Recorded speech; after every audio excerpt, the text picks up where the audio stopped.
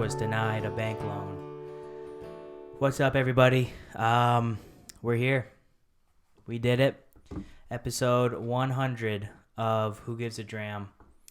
And I got Brother Kale here for Whiskey with Kin 10?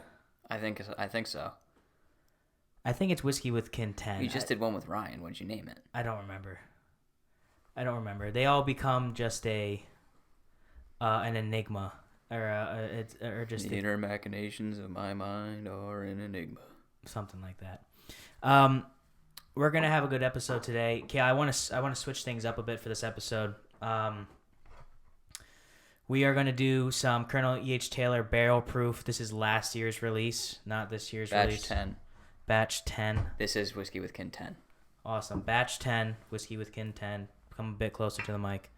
I want to pour this at the beginning, and then you can keep your Viking hat on, compliments of Adrian, if you want to. But I want to sip it throughout. This is a celebration, so let's pop it now in celebration for episode 100 of Who Gives a Dram. Sorry. Not the best. Here, take some of that. Well, it's mine, so. I don't even know it's yours. Cause for celebration, 100 episodes. Oh, let's cheers real quick. Let's cheers to 100. Cheers. I'm happy that you're on episode 100. So are the people.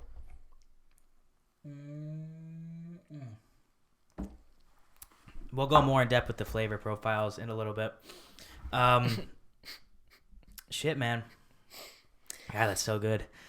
It's good. I haven't. I don't know if I've had any whiskey. To be honest, this whole week has been kind of a blur because of Scotland, and just kind of getting back into the rhythm of regular life. What have you been drinking? What's your go-to the past, say, like, since spooky season started? Since spooky season started, I've gotten a few, so I've been able to crack those, which we can go in depth as a year-end episode or whatever when we rank bottles. But as like a daily, Ron's Buffalo Trace 1 liter pick is really, really good. I still don't have a bottle of that. Been drinking a lot of that. And the High West Double Rye Rhode Island State Barrel, which is a brandy finish. A lot of that too. I have the which one do I have? We both have the American Prairie. That's a port finish from Connecticut, right? From Spencer and Lynn. That was delicious. That's essentially a bourbon midwinter nice dram. I don't even know what I've been reaching for. That whole week in Scotland, I was just so much Scotch. Well, yeah, and so much like no bourbon at all. And I feel like since I've been getting back into drinking bourbon consistently, it's like I just reach for whatever. But I have been hammering since Halloween, or since Saturday, the Colonel Small Batch, because I have 2 more bottles. Oh, yeah. So it's like I have like a quarter left of my first bottle, so why not just finish it? But I do need to get another bottle of Rare Breed. That's one thing that I do need to get. I haven't been avoiding it, but like when I've gone, I don't specifically go to get it. It's just gonna be one of those things that like I go into a store kind of willy nilly. Do you want to make a promise here on the podcast right now? Okay. I think that you and I, and this can be moving forward as well. Like, you know how I bought you a big bottle last year? Because it was kind of like a last minute $120. Yeah, I'm way ahead of you. So I think that you and I, every year, for a stocking stuffer, should get each other a bottle. Something that maybe we wouldn't buy ourselves. Like, I wouldn't go out and buy a bottle of this. You wouldn't go out and buy a bottle of that. And it doesn't, honestly... It doesn't necessarily have to be, like, exclusive or allocated. No, it doesn't even need to be... If you want to drop money on a bottle for me, go ahead. But but you can also drop $10. But it doesn't matter. So I could get you a bottle of Filibuster? Sure. You could also get me a bottle of Cleveland if you want. I don't care. I wouldn't do that to you. Thank you. I mean, You know what? I'll never forget the guy when I was working at the liquor store. The guy who repped Cleveland in the area came in and he's like, I've always been trying to get you guys in here, blah blah blah, and he tasted it for us. It was like we're closing in 10 minutes, and we just did a tasting out in the open, and then he was like, yeah, well, what other companies do in 2 years, we do in 2 days out of our patented system of air filled. And then I was just like, hey guy, get out of here. Get out in the store. Get out of here, or people's elbows will start to be thrown. I've actually never... I don't remember if I even liked it or not. There's no way. Probably not. But you know what you did like? What? Cooper's Mark. Cooper's Mark. We should do that on the podcast. We should. I gotta get a bottle. You know, I've been seeing, not to completely, this isn't a 180, what I've been seeing dropping everywhere around the country that is really one of the only bottles I want this holiday season. Cask Strength Lost Monarch. 117 proof. Yeah, I saw that online, and they were the first person I thought of. I need a case. Well, I'm sure we know people that could hook you up with at least a bottle. Yeah. Well, that's like, you asked me what I usually reach for is normal Lost Monarch. I don't have a bottle currently, but that's like my go-to. That is my daily pour. And I did mention what have you been drinking since spooky season? This is coming out. We're recording this on Halloween, so happy Halloween. We were gonna wear costumes. Kale forgot his costume. Yeah. I should have texted you and reminded you. That might be on bad. No, I should have. I knew you would have forgot. But that's okay.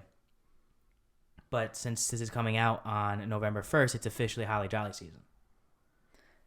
Oh, well, we can't. No, it's officially Holly Jolly season. We're still in the tail end of, me and you right in this second, we're in the tail end of spooky season. Right, but we can announce that it is now Holly Jolly season, but we cannot act on it.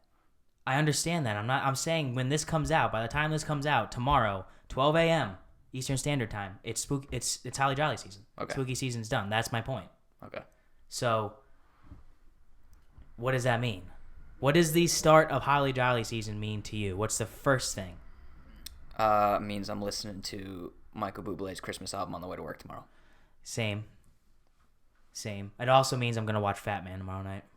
Nope, I will. See, usually even like up till last year, I tried to hold off till Thanksgiving on Christmas music, Christmas movies. No. What's the point? Why would you want to do that? There's only a finite amount of time every single year that this feeling, you get to have this feeling. Why would you want to shorten it? It's not shortening it. It's just building up more anticipation. I disagree with that. The movies could never work because you guys would have Fat Man on every night. Yeah, I know. So I couldn't make that happen. And then one day I was like, I don't want to listen to Spotify today. And I turned on the radio and it was the Paul McCartney Christmas song, one of the greatest of all time. So I was like, it's time. I took off my hat, put on my Santa hat, and started buying hot chocolate. As soon as I hear Bruce Springsteen live, I'm getting an erection. That's just how it works. I think, what is your favorite Christmas song of all time? I think mine's the Paul McCartney song.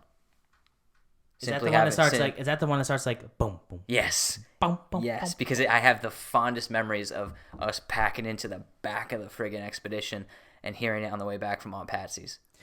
Or I really remember listening to Christmas music on the way to Como basketball games. Really? It just because it was always cold, but Mom would always say, put on a pair of sweatpants, and I'd say, no, I'm just going to wear my shorts. You mean the swishy sweatpants that had the buttons all the way down the side so you could rip them off? Right, yeah, of course. And it was always Christmas season, so I remember listening to Christmas music on the way to Como basketball games, killing it, dropping 30, 10, and 10, going home, watching SpongeBob. Ooh, the John Lennon Happy Xmas War is Over, classic. Yeah, that's the one in Daddy's Home. Whatever the one is in Daddy's Home is now my favorite Christmas song. Free the world. That's not the one I'm talking about. Oh. War is Over. Yeah. Is that... Should I play a snippet? Or will we get flagged? No, you won't get flagged. Play a little bit. Happy Christmas, Kale. Happy Christmas, Julie. So this is Christmas. Oh, hells yeah. Yeah. Oh, hell's yeah. Yeah. There's a Hell's Snoopy yeah. song. Yeah. I listen. I love spooky season. I love this time of year. I've said it for 2 years now on the podcast. Just about. I love this time of year, and this year it feels almost just like a natural progression from. Like, I feel like spooky season is done. Like, I feel like today is like we'll. I'm content with it. Yes, I'm happy with where it's ending, how it's ending, and I'm ready for Holly Jolly season. Mm-hmm. Have you started Christmas shopping? Yeah, I bought some stuff.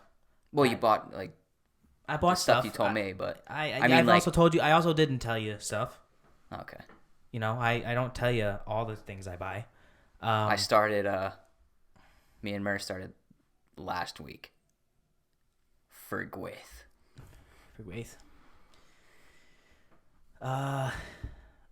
But yeah, I really enjoy spooky season. It's my favorite, but I think if you were to put a gun to my head, I'd like the anticipation for spooky season is just a hair bit more in the moment than it is for Holly Jolly season. I didn't watch American Psycho. Well, there's still time tonight. Or Hereditary. Hereditary's a bit spooky. I want to talk about that, so I want to get into that in a bit. But yeah, we got episode 100 here, and let's do you want to review the whiskey, or how should we do this? Let's review the whiskey. Let's talk about the whiskey first. Don't go too in depth. It's the greatest whiskey ever produced. That is a huge claim, in my opinion, that I've owned. Okay, still a huge claim, but that acceptable. I've owned? Acceptable. It's still a huge claim, but acceptable. This isn't like the end all be all that I thought it was when you bought it originally. I will Take say another that. sip. I've had this plenty of times. I've had this on several occasions. It's not the end all be all. If I could consistently buy this for $100, like you bought it, I would. I would think that it's the end all be all, but you can't. No. But this is like we said, this is the Colonel E.H. Taylor barrel proof 2021 batch 10. It is clocking in at 127. Where the hell is it? Nope, it's not right there. Proof varies by batch. That's all it says on the what the thing. Probably being cheap. This is 63.65%, which is 127.3 proof. No age statement. Yeah, a huge Colonel H. Taylor fan, obviously. I've said it multiple times on the podcast, but this is the barrel proof, and this is up there with the likes of every other Buffalo Trace barrel proof product there is. It's up there with Stag Jr. It's up there with George T. It's up William there LaRue. with William LaRue. It's up there with Weller Full Proof. It's up there with any of the like the Saz 18. It's up there with any of the antique collections, any of the barrel proof varieties that Buffalo Trace is releasing, which is really not that many if you think about it, based on their entire portfolio. This is obviously towards the top. This is comparable to an antique collection. This is comparable to I would assume more of a George T than a William LaRue, just because there is a rye content in here. Yeah. And it is priced at, what'd you buy this for? $100? $100. So it's probably priced MSRP'd at like 120, between 100 probably. and 120 MSRP'd. Goes for $500, $600, $700, $800 on the secondary. So it's not something that you will probably find on the shelves for retail, if you find it on the shelves at all. It was our bottle of the year last year when we did our ranking. It was? Mm-hmm. Came down to this, Michter's 10, and Stag Jr. I want to say. I don't know. I know this was number one after Mellow Corn. No, I think my bottle of the year. No, when we did our rankings. I don't. When did we do that? I don't remember. It was end of last year, and we did. We combined our collections, and we took maybe that was Fines. It was Fines, because I did the Who Gives a Dram. You're right. You did the awards. blind when I was away. Yeah, that was the last episode of 2021. But on the nose here,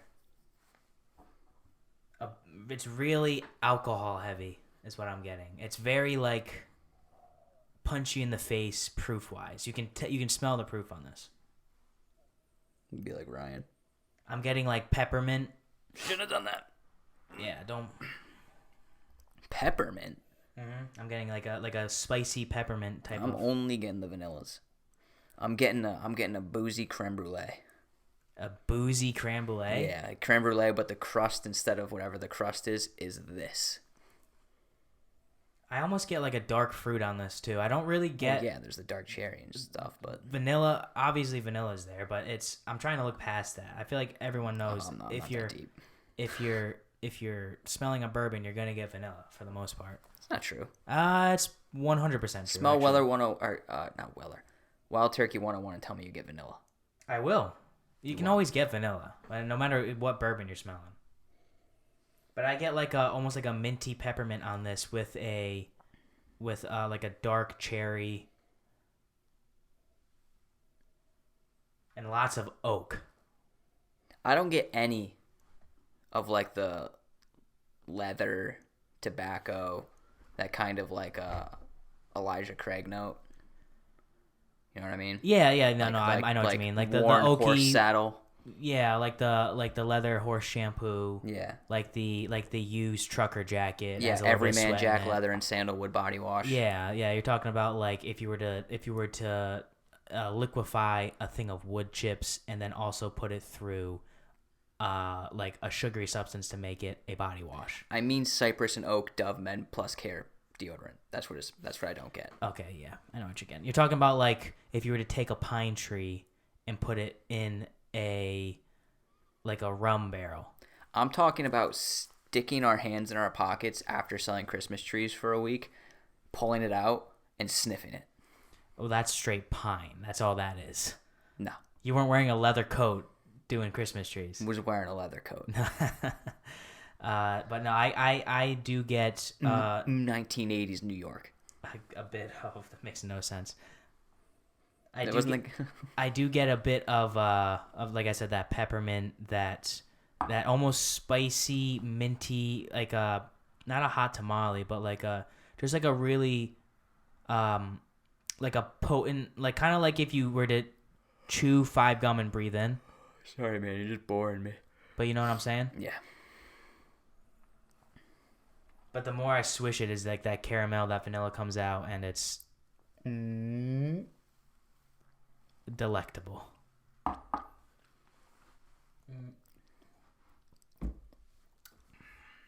Oh yeah. Oh, the cherry comes out a lot on my mouth. Sorry.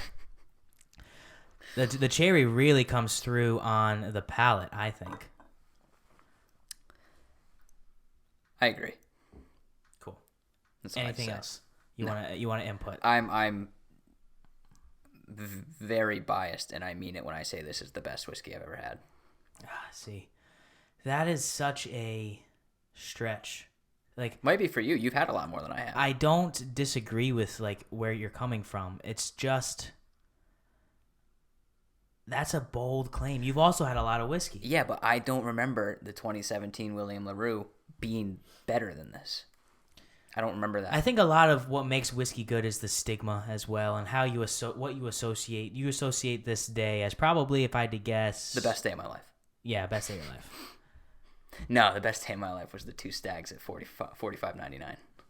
No, I think this beats it. I think if you're being true in your heart of hearts, this two stag batch 17s. You're valuing 2 stag batch 17s over 1 Colonel Barrel Proof within 15 minutes at 2 different stores. Yeah. Yes. Oh wow, well. As a day, being like, oh my god, how did I just walk into this? I'm not talking about the day. I'm talking about the bottle. I don't know. You value the Colonel Taylor more. Well, I like the Colonel Taylor more. It'll probably go your firstborn, getting your first Colonel Barrel Proof, and then meeting Miranda. My firstborn is going to be named Colonel E.H. Taylor Barrel Proof Uncut and Unfiltered. That's how he's going to be named. I think. And his middle name's going to be Ron. Ron. Colonel E.H. Taylor Barrel Proof Uncut and Unfiltered Ron Gilbert. Yeah. That's not a bad name. It's a lengthy one. I think I've been on record saying my firstborn's name, son or daughter, is going to be Connor Kale Gilbert Jr. But then my secondborn's name, son or daughter, is going to be Leonardo Vasilios. No, Leonardo Vasilios. Leonardo Vasilios Gilbert. Yes, and I'm going to have a dog named Weller. That's actually a good one. I saw a dog named Weller on TikTok. It's a Saint Bernard. I think that's a great dog name. It's a great dog name. And that will always motivate me to have a bottle of Weller at my house. And looking at the single barrel, I got to give that back to Adam. Yeah, we haven't seen Adam. I miss you, Adam. So so you're just getting what else are you getting on the palate? Oh, you're gonna make me sip it again. Oh, dark cherry lots of dark cherry. Dark cherry vanilla Coke. It's not. It's a cherry pie. No, it's a cherry pie. I disagree. I don't care if you disagree because you're wrong. It's a cherry pie. I'm not. First of all, I'm not wrong. Second of all, I think it tastes more like dark cherry vanilla Coke. Like there's like that. I could get that. Okay, so I could get jiggy with it. So you say I'm wrong, then I get that. So you agree with But me. no. I'm still saying cherry pie. Shouldn't give away your pie for free. Makes you look cheap. Alec Baldwin killed a guy or a chick. Yeah, did you see he just posted about it too? I saw something about it. Yeah. Hey, Alec Baldwin, be less self-aware. Yeah. All right. Let's let this sit for a bit, and we'll revisit it at the end. You poured yourself way more. No, I didn't. I'll chug it out of the bottle at the end. I don't care. So I have a few topics I want to touch on for episode 100, but I want to know, I think I asked you this for episode 50 or I don't know. Is there one Who Gives a Dram episode that stands out to you as like not your favorite or just like when you think of Who Gives a Dram, what do you think of besides Ma? The Mellow Corn episode. That's a classic. Yeah. That was before I turned this table this way. It was still like angled this way. Mm-hmm. Why that episode?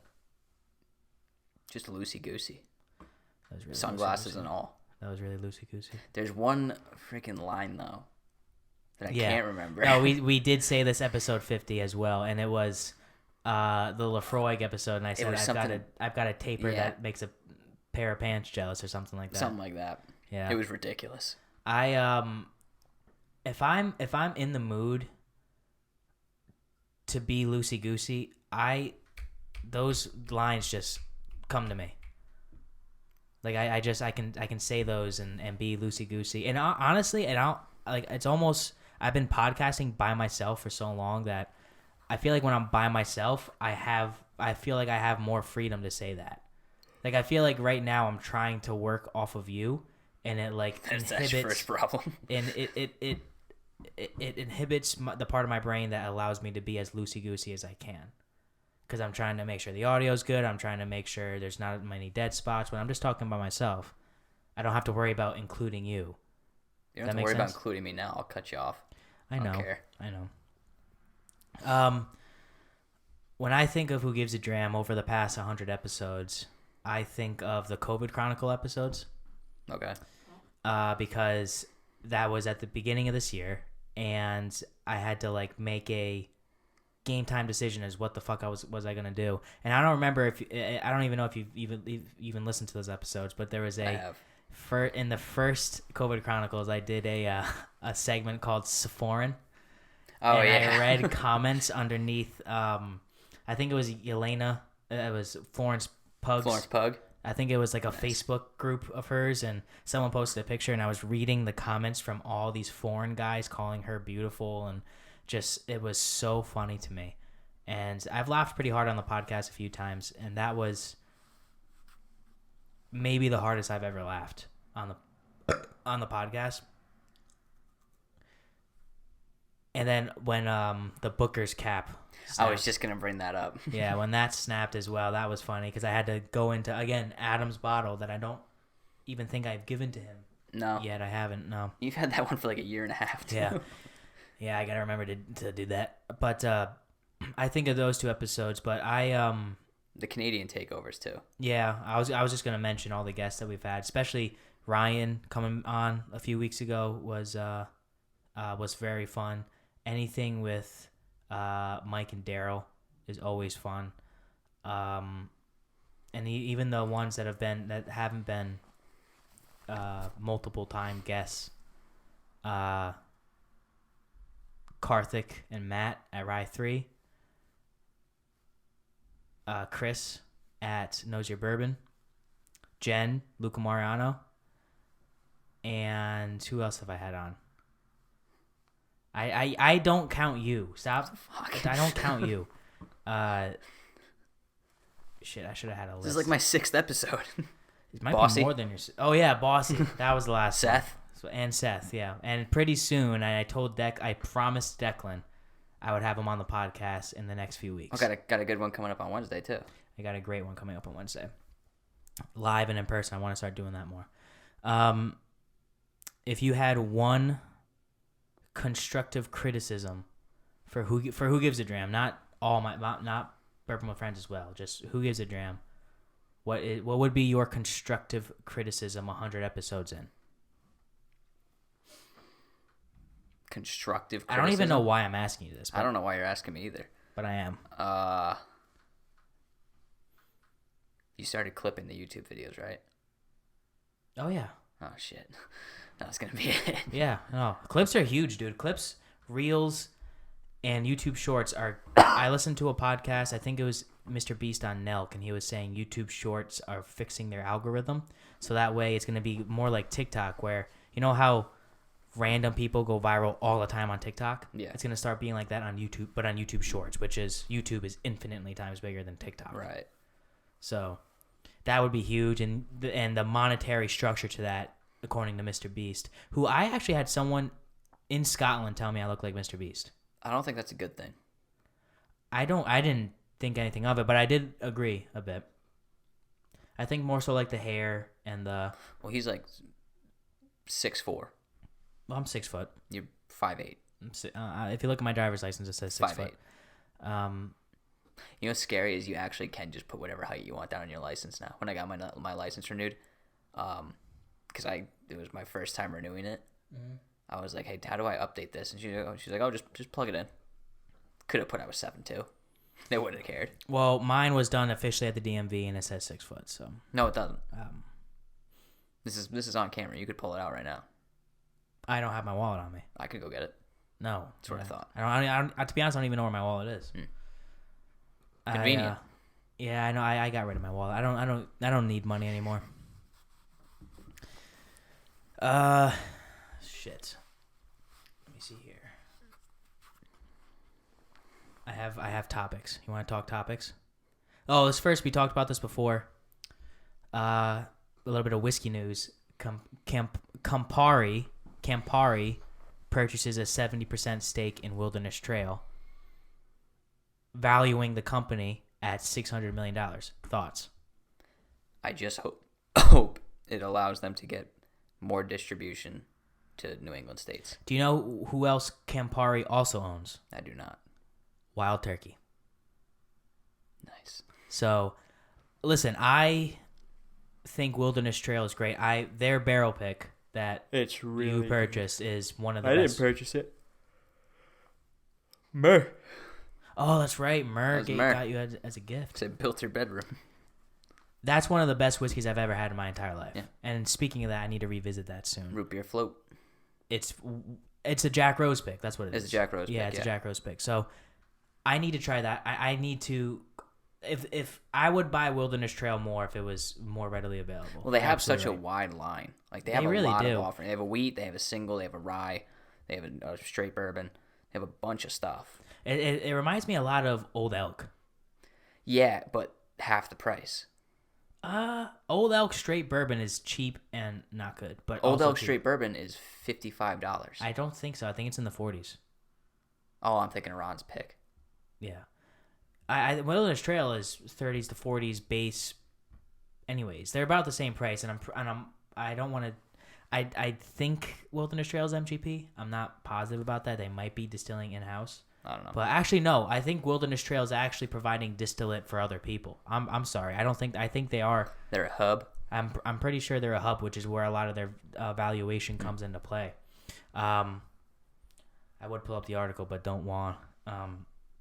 I love Wilderness Trail. I think Wilderness Trail is fantastic, and I really hope that they become more in line with like an everyday bourbon drinkers bourbon, because I think it has the potential, along with Penelope, along with Rye 3, to become like staples in their respective categories. Yeah.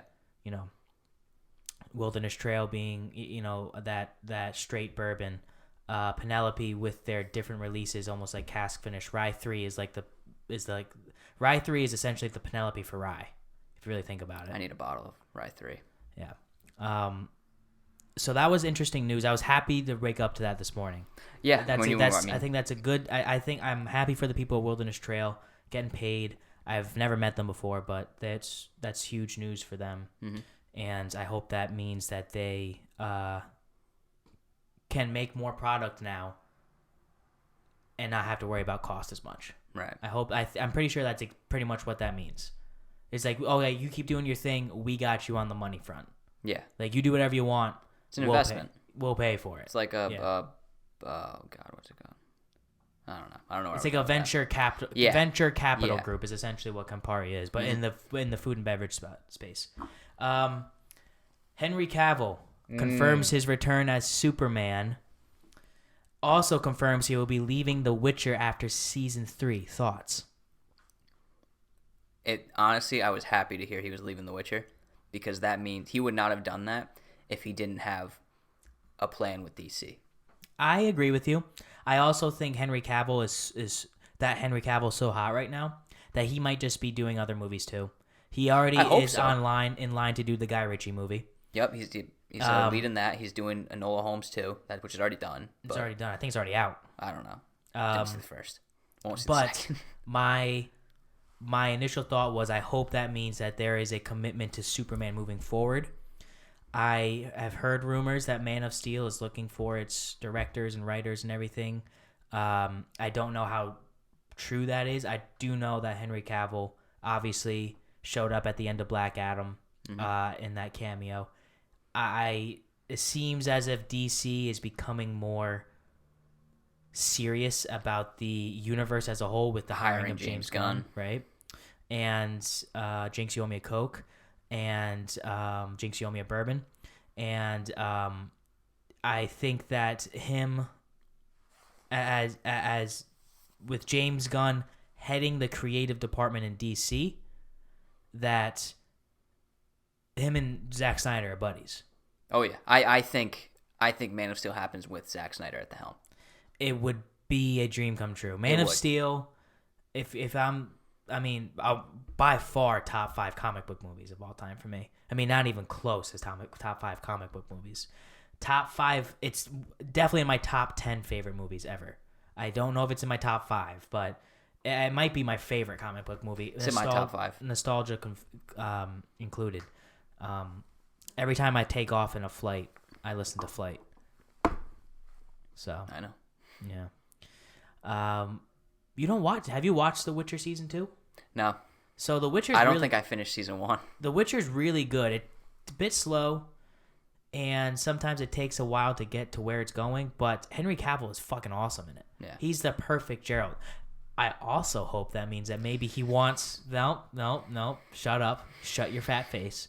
I also hope that means that because Geralt looks so much like another character that he's rumored to play, maybe that means that he's going to step into a role in the Game of Thrones universe. As Aegon the Conqueror. As Aegon the Conqueror. And if that's going to be the case, then they're going to have several flashbacks of Aegon the Conqueror, because he wouldn't leave The Witcher just to do that. Mm-hmm.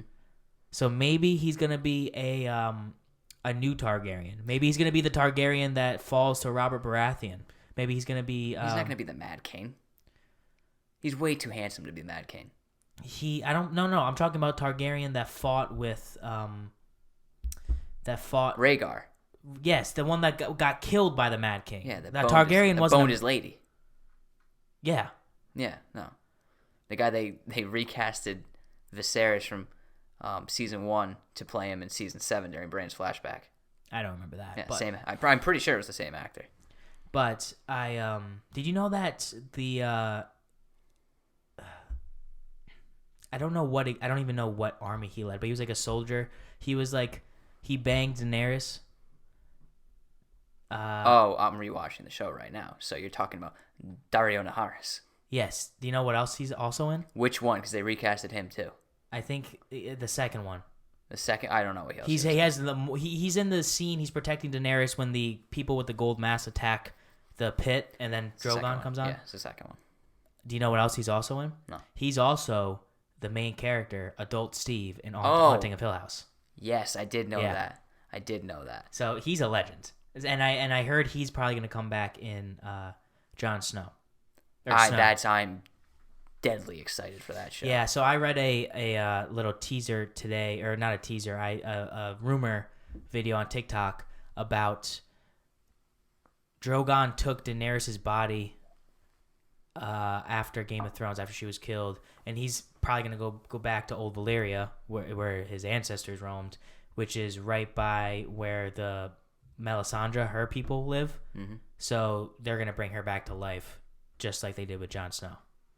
That'd be cool. In the show. So they're gonna bring back Emilia Clarke. Not angry about that at all. No, neither am I.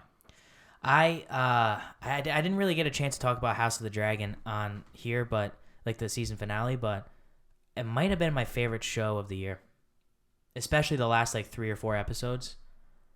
Especially the last 2 episodes. You think it's better than the last season of Peaky? Yes, I do. I agree with you there. I think it was better than Peacemaker. Yeah, it was definitely better than Peacemaker, but I mean, that's not saying that I loved Peacemaker. Peacemaker's top 5 shows this year. I did not finish. It was better than anything Marvel's put out this year, movie or TV. Sorry. I did not finish Rings of Power. No, did I? Which means it's definitely not as good. Well, let's put it like this. House of the Dragon was so good that it's making me rewatch 8 seasons of Game of Thrones. That's a good point. And I might be doing the same here soon because I'm finished. I'm actually watching the season 3 finale tonight, where Tyrion just goes, Well, you should be watching American Psycho tonight if it's. Oh, I gotta hop on Modern Warfare 2 with the boys though. Well, I've been thinking about Modern Warfare 2. I gotta go dark. I kind of want to get back into playing online because I've been like. I like to play like 5 or 6 games at a time, then get off, and then a few hours later get back on. I can't play it for 5 hours straight. No, neither can I. I'll play for like an hour. Yeah. What else did I want to talk about?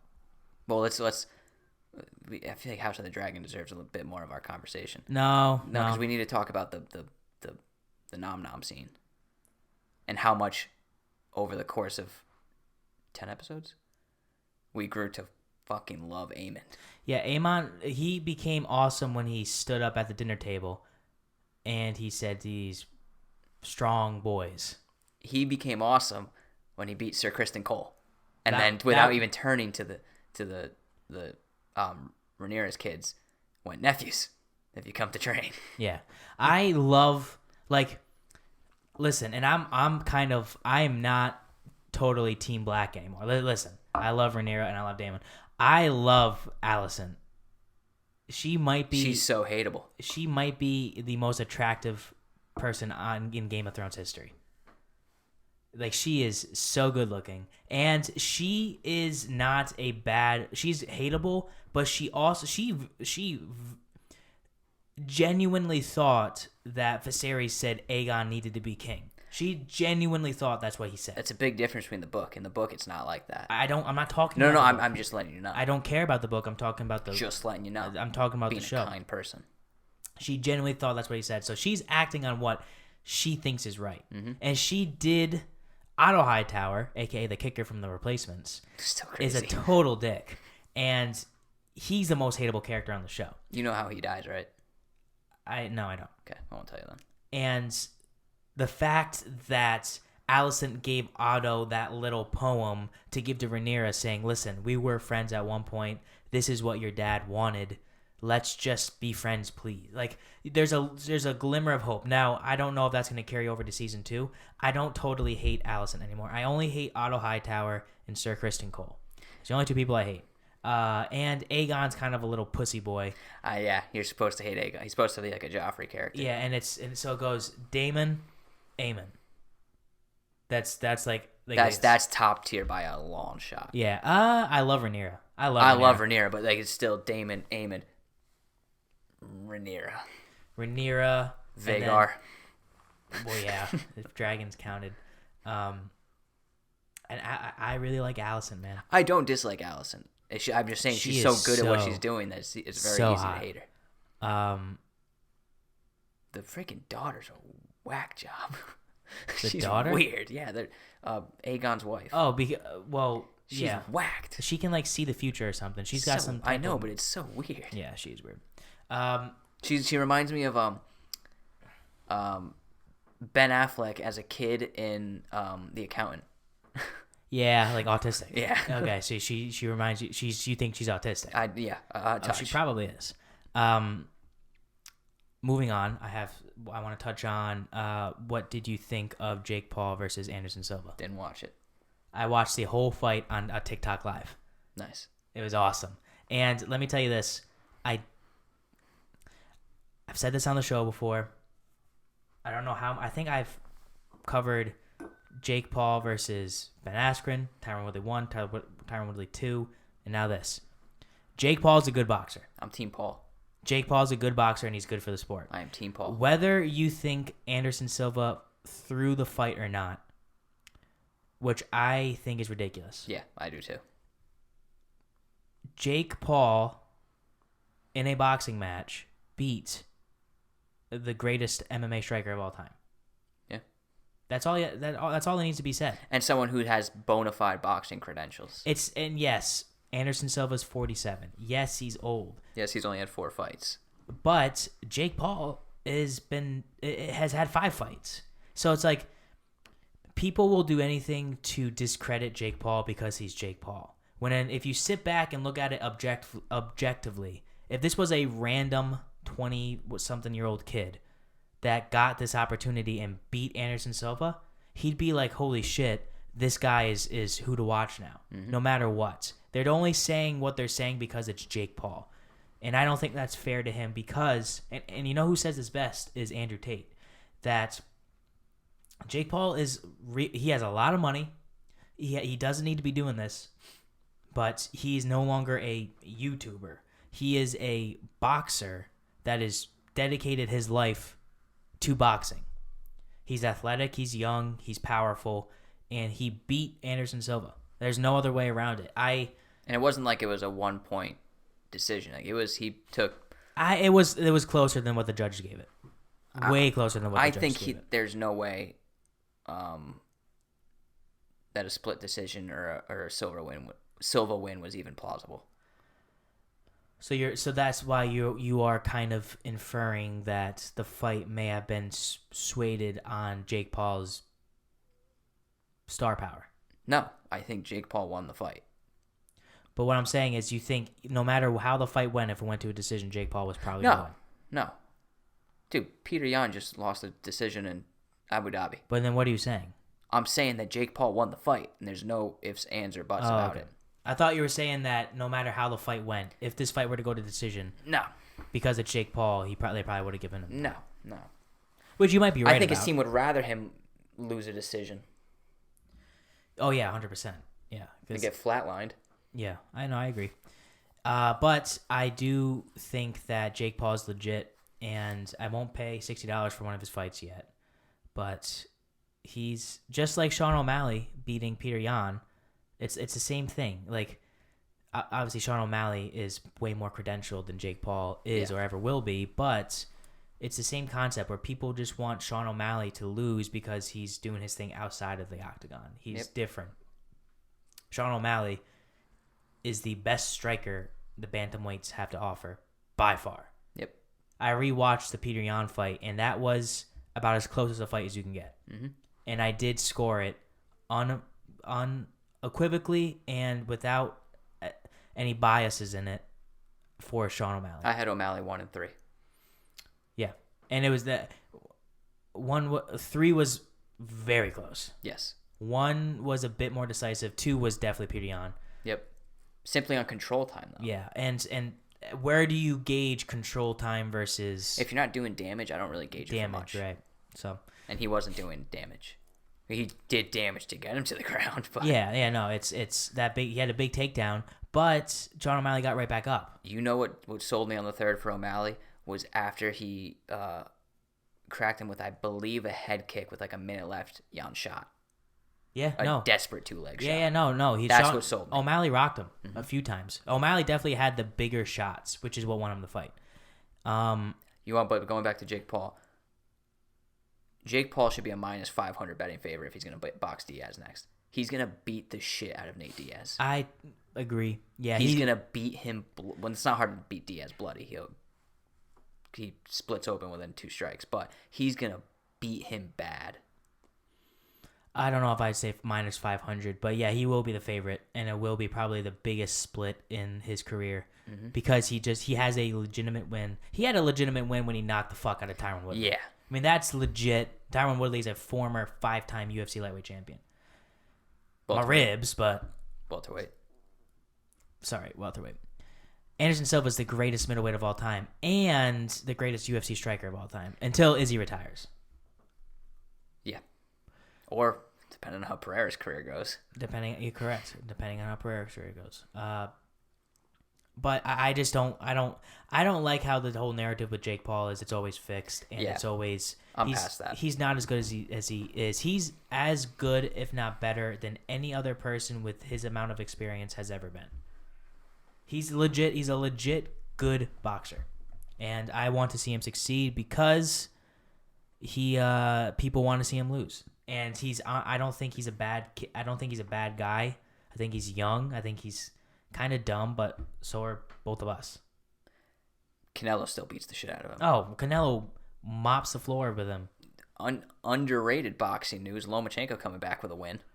Same day. Yeah, unanimous decision. He's fighting Devin Haney next. It's a unanimous decision. Loma's just if whoever's listening and watching, if you need to go watch like the epitome of a small guy boxer, Vasily Lomachenko highlights.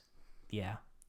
There's also Floyd Mayweather and Manny Pacquiao, but as someone who's currently fighting, you need to go on and watch Lomachenko. Yeah. He's probably technically one of the best boxers of all time. I was going to do that, but I don't want to do that. I want to get into a few questions that people asked. I had to write them down because I can't go on Instagram and look at it on my laptop. Did you write it on? Piece of scrap paper. The first question is from Graham at graham.m.robertson. Graham is, we're having him on Bourbon with Friends, and he asked me, what was your favorite thing about Scotland? Which is kind of a hard question to answer. But probably Ardbeg. Yeah, that would have been my guess. Probably Ardbeg, just because of the significance it holds to me. Obviously, going to Sam's event, meeting Sam and Graham was awesome. I'm excited that Graham and I are friends. But probably Ardbeg was the coolest part of Scotland. Got a cool cup with a hat on it. Yeah, you're welcome. But shout out to you, Graham. Looking forward to having you on Bourbon with Friends and probably on Who Gives a Dram as well. My friend Nicole. Oh no! Asked, no, not. This is at Outlander Chronicles. Who's your favorite neighbor? Oh. Obviously Nicole is you are my favorite neighbor.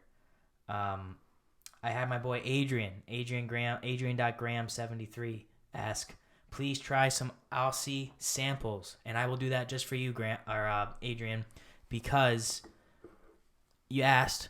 And they've been sitting in my desk for a while, but I also want to save some for whenever I'm going on your podcast as well. So I am going to try quickly Wild River 4-grain 46% AVST whiskey. I'm not sure what that means, but just for you, I will try a little sippy poo. And here's some for you, Kale. Cheers. 4-grain Australian whiskey. I love 4 grains. Got a little bit of a mustiness, like a sweaty sock to it, don't you think? I wonder how old this is. It smells like SPG Ireland. It smells like a Ledgered high school wrestling tournament Oh, mixed with Purell. it smells like our old locker room.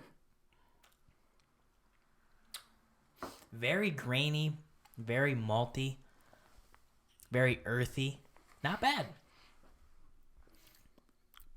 Wild River 4-grain, 46%. Not a bad pour. I don't prefer it. I actually kind of like it. You nailed it on the head with the earthy. It just smells like... It smells like a brown Sharpie. Specifically. Because, I spent my days in art class just... It smells like old dirt. Like dirt that's not... Like it's been on this table for a few days and you pick up and smell it. That's what it smells like. I can't believe you just said old dirt. Yeah. But I mean that in a good way.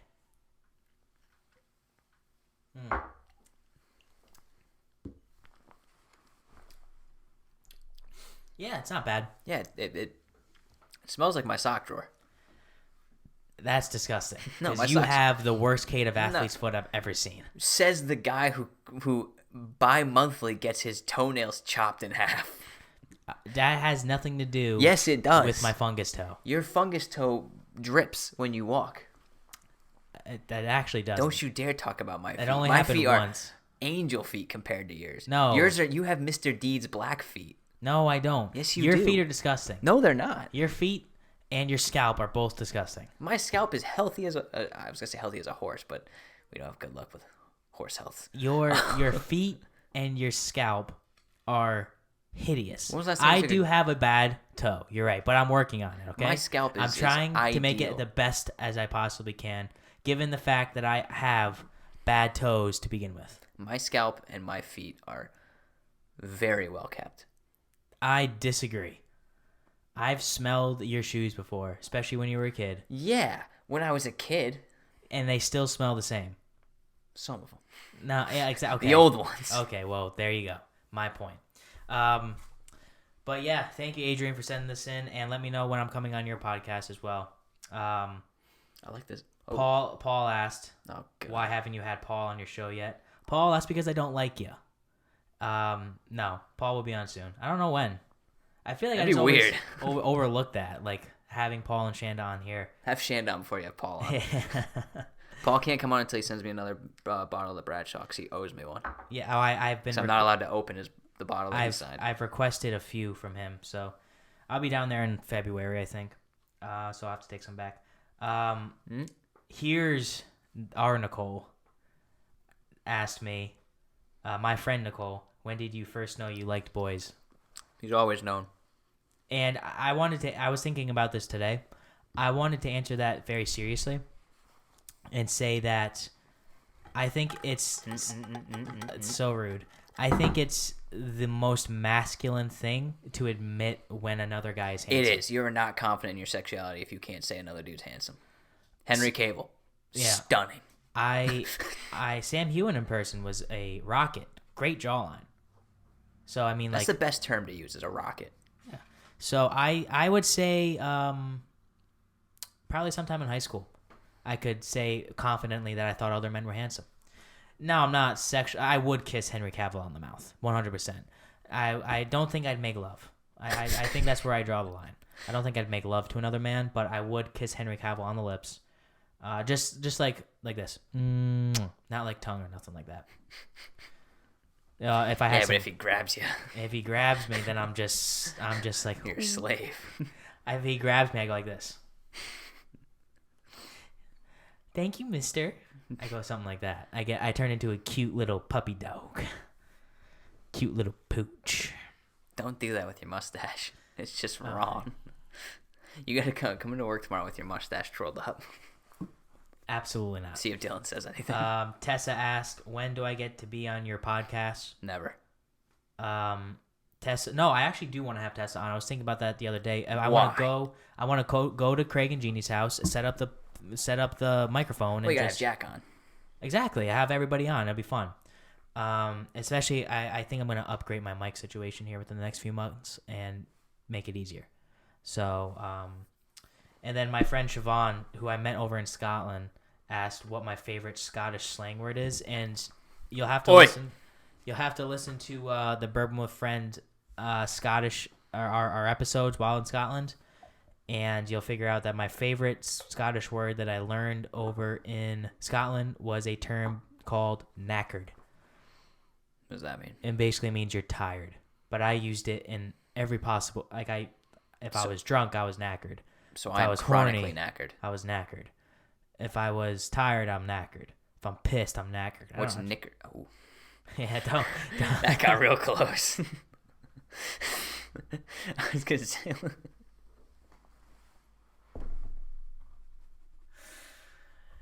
Oh man, not editing that out. All right. I think that's a good. That's a good transition to. Thank you for everyone who thank you for everyone who submitted questions. There was a few that I left off the table, but we are 56 minutes into the show here, and I want to wrap it up. Let me see that. God damn it.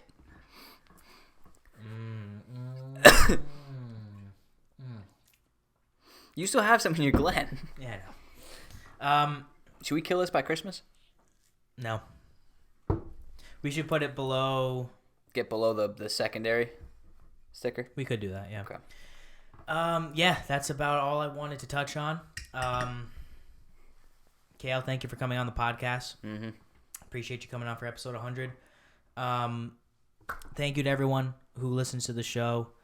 100 episodes wouldn't have been possible without you guys, so I appreciate you guys who reach out to me, who listen, who download, who watch on YouTube, who subscribe. I love doing the show, and I'm never going to stop. Thank you to all my guests I've had on. Thank you to everyone I mentioned for taking time out of your busy schedules to come on the show and helping me grow as a whiskey podcaster. And yeah, I'm excited for the next 100 episodes. I feel like we're gonna make another exponential jump with Who Gives a Dram, and I'm excited to show you guys what I've got going on and the people that I'm gonna talk to. And I think we are going to have a lot of fun moving forward. So, Kale, one more cheers. Appreciate you again. And here's to another 100 episodes.